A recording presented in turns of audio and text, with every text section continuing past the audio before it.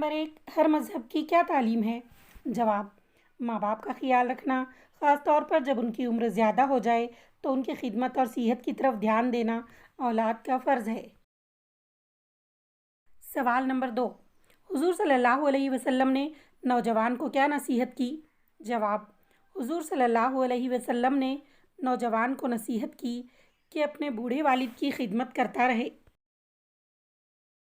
सवाल नंबर 3, मुसन्निफ़ की किस किताब पर अंग्रेज़ हुकूमत ने पाबंदी आयद की थी?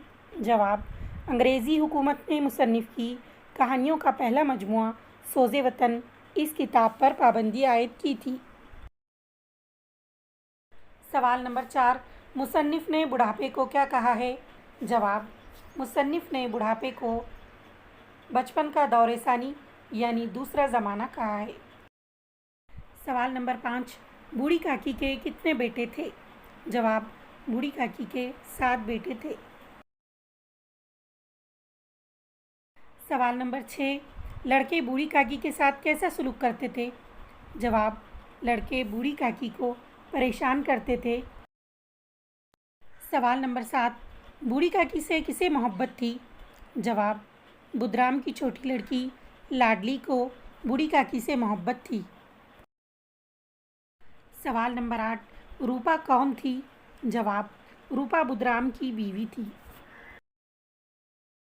सवाल नंबर 9, तिलक किसका आया था? जवाब, तिलक बुधराम के बड़े लड़के सुखराम का आया था।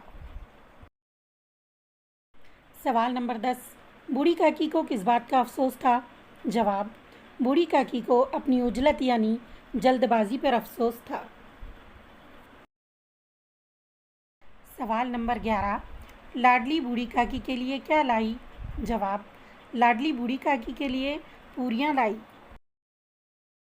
सवाल नंबर 12, बूढ़ी काकी झूठे पत्तलों के पास बैठकर क्या कर रही थी? जवाब, बूढ़ी काकी झूठे पत्तलों के पास बैठकर पत्तलों से पूरियों के टुकड़े चुन चुन कर खा रही थी।